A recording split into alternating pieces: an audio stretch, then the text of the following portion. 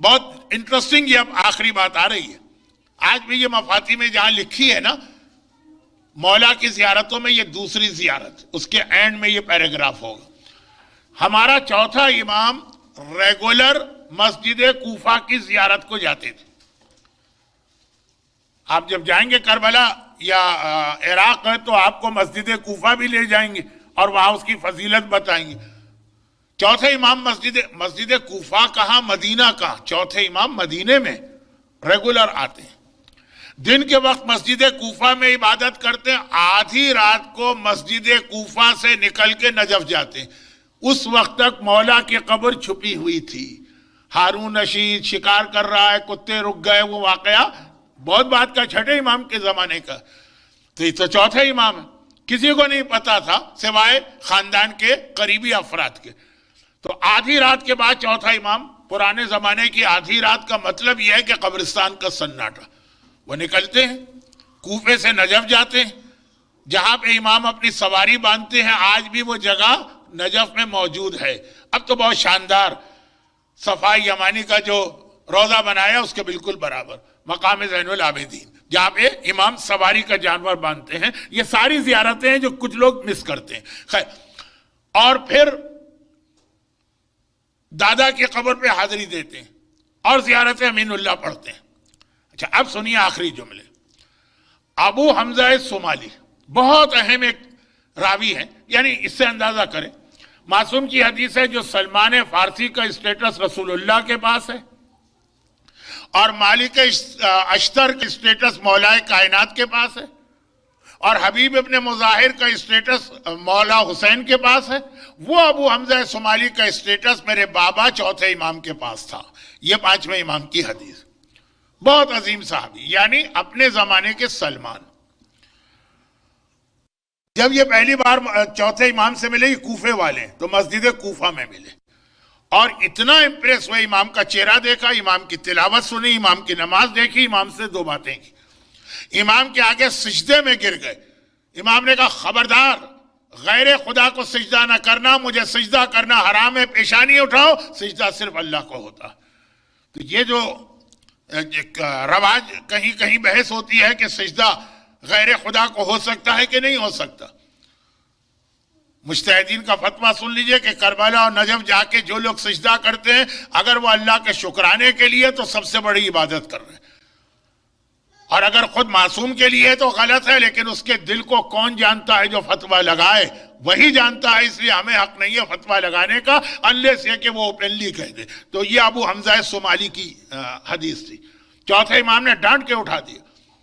اور پھر یہ پہلا دن ہے، اس کے بعد تو بہت قریب آ گئے. کہتے ہیں کہ ایک دن چوتھے امام مجھے ساتھ لے کے نجف گئے، رات کا وقت، اور وہاں زیارت امین اللہ پڑھی. میں نے ان سے پوچھا کہ مولا یہ زیارت امین، یہ جو آپ زیارت پڑھ رہے ہیں، السلام علیکہ یا امین اللہ فی ارضہ، یہ شروع یہاں سے ہوتی، تو یہ زیارت پہلی بار میں نے سنی. کہا سنو، کسی زیارت کے لیے جملے آپ نہیں سنیں گے، اب سنیے اب آپ توجہ سے. کہا جیسے ہی کوئی مومن یا مومنہ زیارت امین اللہ پڑھتا، آسمان سے ایک فرشتہ نازل ہو کر اسے نور کے کاغذ پر لکھتا جاتا.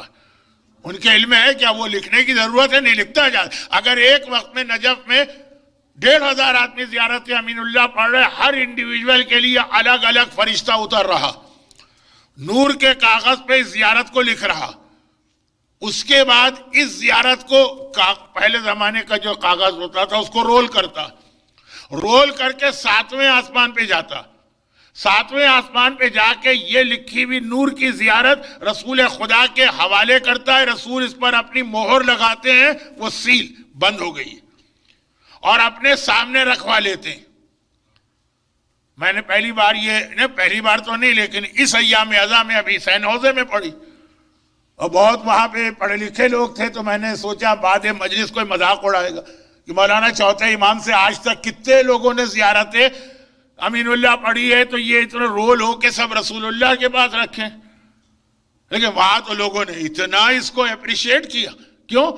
آپ کو پتا ہے کہ وہ تو سیلیکون ویلی ہے، سب آئی ٹی والے کا. ہاں مولانا، اتنے سے مائکرو چپس میں کتنا ٹیٹرا گائٹ اور گیگا بائٹ سے بھی جو اوپر ہوتا ہے نا، وہ سب جمع ہوتا ہے، ہماری سمجھ میں آ رہا. ہماری سمجھ میں آ رہا ہے آج کل کے مائکرو چپس کے ایک چھوٹی سی چپس کے اندر لاکھوں اور کروڑوں آدمیوں کا ڈاٹا محفوظ ہو سکتا ہے، تو یہ زیارت بھی محفوظ ہو رہی ہے، سمجھ میں آ رہا ہے۔ مجھے بھی حوصلہ ہوا کہ اتنے پڑھے لکھے لوگ، کیونکہ ان کی فیل یہی سین ہوزے آپ کو معلوم ہے نا، وہ تو سیلیکون ویلی ہے، تو وہاں کسی نے مذاق نہیں اڑایا، بلکہ انہوں نے کہا یہ تو بہت کام کی بات آپ نے بتائی ہے زیارت سے ہٹ کر۔ اچھا، اب رسول خدا اس کو رکھتے ہیں 7ویں آسمانوں۔ کوئی اور زیارت ہے جس میں آپ کو یہ جملے ملیں گے؟ ابھی اور سنیے۔ اور جب زمانے کا امام دنیا میں ظاہر ہوگا تب آسمان سے رسول خدا فرشتوں کو آرڈر کریں گے کہ جتنی زیارت امین اللہ پڑھی گئی ہیں جس کی، یہ ساری زیارت امین اللہ لے جا کر میرے بیٹے کو دو۔ کیوں دو؟ اب وہ بھی سنی۔ یہ سب 7ویں آسمان سے امام زمانہ کو ہینڈ اوور کیا گیا۔ امام زمانہ اس کو کھولیں گے، وہ مہر توڑیں گے، نام جس کا نام ہوگا فرشتوں سے کہیں گے اس کو بلا کے لاؤ۔ زندہ ہے تو گھر سے بلایا جائے گا، مر گیا تو قبر سے بلایا جائے گا، اور امام اسے خاص ایک پروٹوکول دیں گے، دعا کریں گے اور انوائٹ کریں گے، آفر کریں گے میری آرمی کو جوائن کر لو۔ زیارت امین اللہ پڑھنے والا وہ ہے جس کو خود امام آفر کر رہے ہیں کہ آؤ میں تمہیں اپنی فوج میں شامل کرنا چاہتا ہوں۔ یہ پیراگراف چیک کر لیجئے گا آج۔ ایسا تو نہیں ہے کہ ممبر پہ جا کے مولانا نے بات کو ذرا زیادہ بڑھا چڑھا کے پیش کر دیا۔ مفاتیح الجناح کھولیے گا، لسٹ میں دیکھیے گا مولا کی زیارتیں۔ سیکنڈ زیارت کا نام امین اللہ ہے۔ مولا کی تو بہت زیارتیں، اس کے اینڈ کے اوپر یہ جملے موجود ہیں۔ اچھا، میں